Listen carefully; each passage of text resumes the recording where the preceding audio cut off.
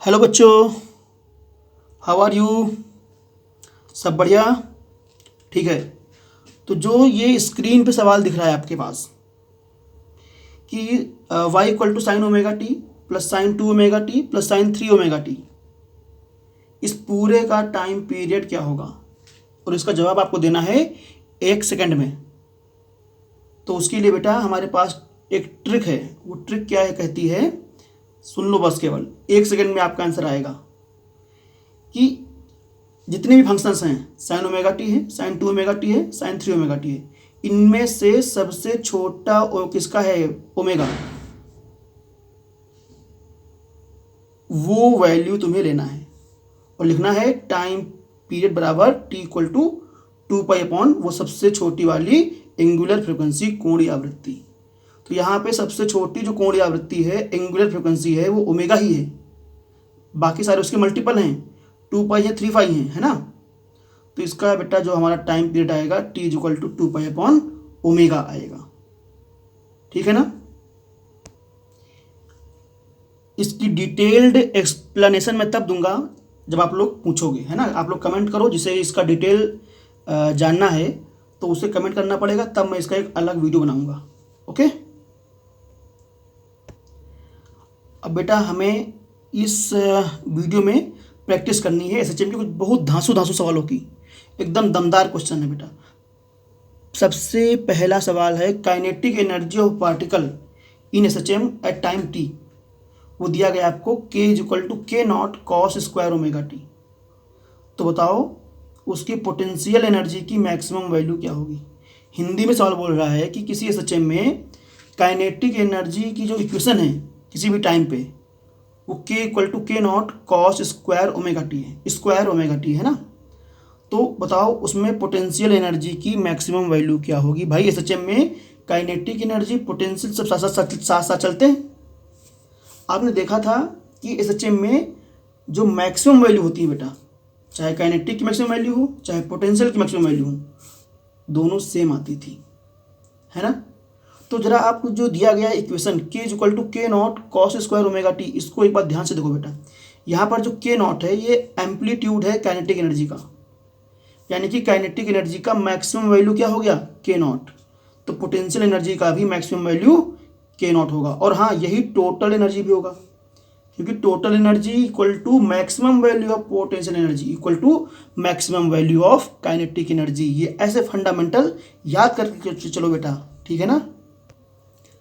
अब देखो बेटा, हिंदी मीडियम के लिए मैं बोल रहा हूँ, अंग्रेजी मीडियम वाले इसको पढ़ लें। बोला गया है कि एसएचएम में जो कोई पार्टिकल है वो ओमेगा एंगुलर फ्रिक्वेंसी से चल रहा है।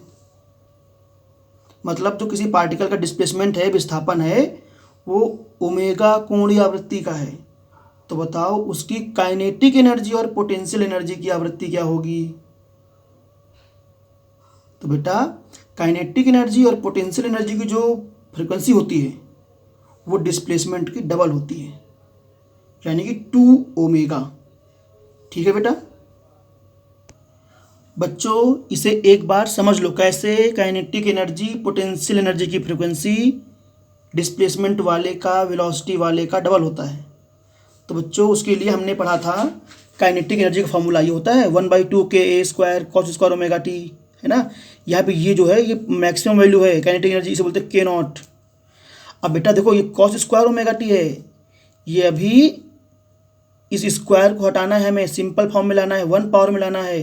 तो कॉस स्क्वायर ओमेगा टी के प्लेस पे हम लोग ये वैल्यू लिख सकते हैं कॉस 2 थीटा का फॉर्मूला यूज करके। आप लोग मैथ वाले बच्चे हो, बहुत समझदार बच्चे हो।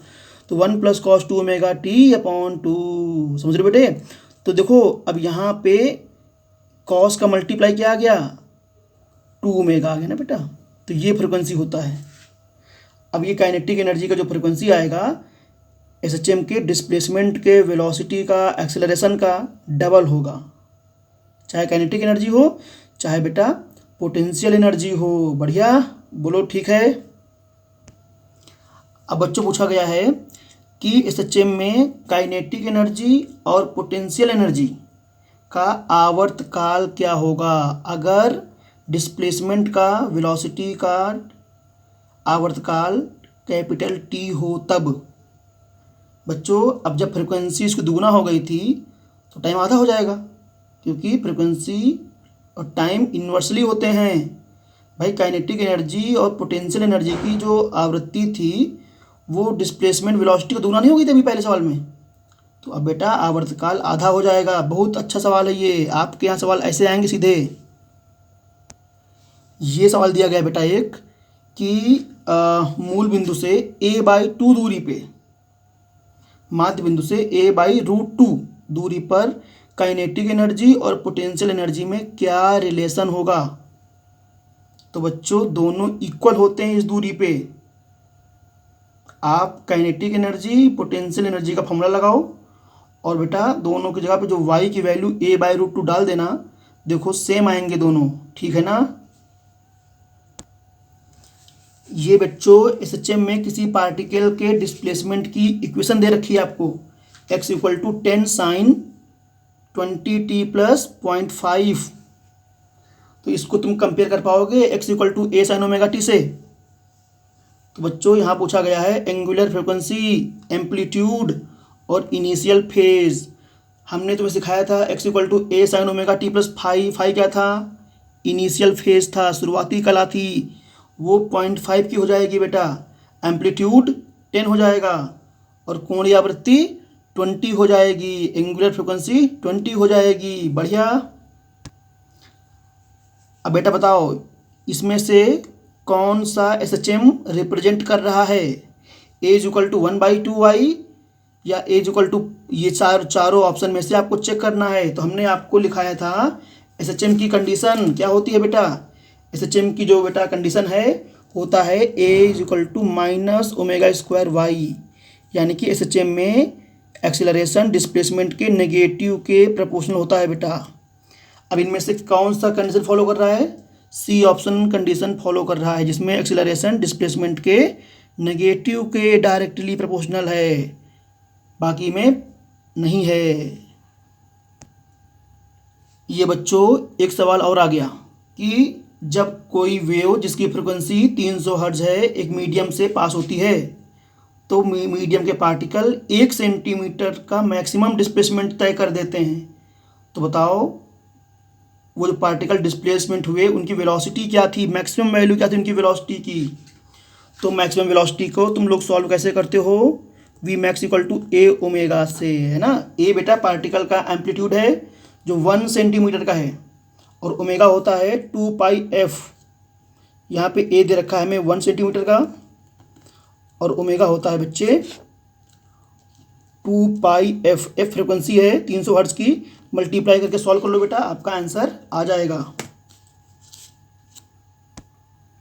ये एक सवाल और दे रखा है बच्चों की एक एसएचएम है जिसका एम्पलीट्यूड r है और टाइम पीरियड T है, मतलब आयाम स्मॉल r है और आवर्तकाल T है। तो बताओ बेटा पार्टिकल r से r/2 तक आने में कितना समय लेगा, मतलब कि मैक्सिमम एम्पलीट्यूड की पोजीशन से लौट के आ रहा है, r/2 तक आने में कितना समय लेगा। तो इसका आंसर बच्चों T/6 है। इसे समझाने के लिए मैं आपको एक तरीका दिखा रहा हूँ, बहुत ही अच्छा तरीका है, ध्यान से सुनना बच्चों।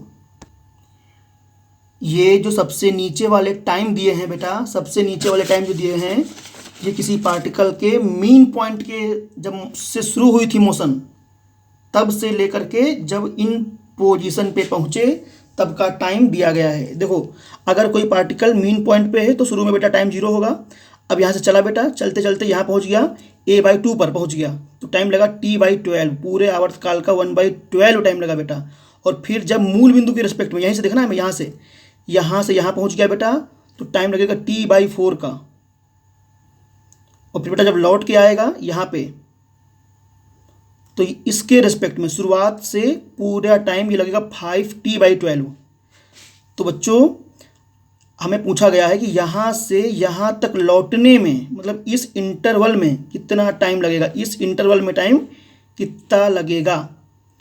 तो बेटा क्या करोगे आप, यहाँ पहुँचा था और इस टाइम से चला था बेटा, तो दोनों टाइम्स, इस टाइम से इस टाइम को सब्ट्रैक्ट कर दोगे, आपका आंसर आ जाएगा जिसकी वैल्यू T/6 होगी। ये आपका आंसर है। लेकिन हमने यहाँ पे आपको ये टाइम दे रखे हैं बेटा शुरुआत के रिस्पेक्ट में, शुरुआत से अलग अलग पोजीशन के टाइम दे रखे हैं। आप इसे ज़रूर याद कर लो, समझ लो। अगर समझ में ना आए तो मुझे बताना, मैं इस पर एक अलग वीडियो बना दूंगा एकदम दमदार तरीके से। उसके लिए आपको कमेंट करना होगा, ठीक है बच्चों। ये बच्चों सवाल दे रखा है एक, किसी एसएचएम में डिस्प्लेसमेंट दे रखा है आपको बेटा। डिस्प्लेसमेंट हमारा दे रखा है 0.02 मीटर का, और उसका दे रखा है एक्सेलरेशन 2 मीटर पर सेकंड स्क्वायर का। तो बताओ उसका एंगुलर फ्रिक्वेंसी ओमेगा क्या होगा। तो इसका फॉर्मूला था बेटा omega is equal to root के अंदर एक्सेलरेशन अपॉन डिस्प्लेसमेंट। बच्चों सॉल्व करो इसे। चलो ऊपर आएगा 2, नीचे आएगा y यानी 0.02, यानी कि ऊपर बेटा यहाँ पे ये ले सकते हैं ऐसे, है ना। तो ये आपका आंसर आ गया 10। तो कौन सा आंसर सही है, बी ऑप्शन सही है इसका बेटा, 10 रेडियन पर second. Omega is in radian पर सेकेंड, है ना। बहुत अच्छे। ये एक लास्ट सवाल है बच्चों कि सरल आवर्त गति करते हुए किसी पार्टिकल का आवर्तकाल 6 सेकंड का है। अंग्रेजी वाले बच्चे समझ लें अपने आप से। तो बताओ कितने समय में कण एम्पलीट्यूड से आधी दूरी पर होगा, वो भी मीन पॉइंट से। मतलब शुरू किया तो एम्पलीट्यूड के आधे तक पहुंचने में कितना समय लगेगा। तो इसके लिए बेटा मैंने आपको टेबल दिखाई थी, उस टेबल में मैं आपको दिखाता हूँ। आधे तक पहुंचने में यानी कि यहाँ से यहाँ तक पहुंचने में t/12 का समय लगता है, पूरे टाइम पीरियड का 1/12। और यहाँ पे पूरा दिया गया है आपको 6 सेकंड का। तो आपका आंसर आएगा, टाइम पीरियड की वैल्यू 6 डालोगे अपॉन 12 यानी कि 1/2 सेकेंड्स, है ना बेटा। तो शायद ये क्वेश्चन में आपका आंसर नंबर सी था। तो इस प्रकार से ये जो टेबल बेटा है ये बहुत इंपॉर्टेंट टेबल है। अगर इसको समझने में किसी को कोई दिक्कत है, कोई डाउट है तो कमेंट करें, कमेंट में बताएं कि सर इसको मुझे ढंग से समझना है, तो मैं इस पर एक अलग वीडियो पूरा बनाऊंगा, ठीक है बच्चों। हाँ, तो ये था एसएचएम के कुछ बहुत अच्छे सवाल थे, इंपॉर्टेंट सवाल थे, दिमाग खोलने वाले सवाल थे। मैं यही प्रयास करता हूँ कि जो भी सवाल मैं आपको दूँ वो आपको सिखा के जाए कुछ ना कुछ, है ना बच्चों। हाँ, अब आप लोगों का एक काम बनता है कि लाइक शेयर सब्सक्राइब करो, वीडियो को फैलाओ और बच्चों को भी इसका लाभ मिले, ठीक है बच्चों। जय हिंद, जय भारत, वंदे मातरम।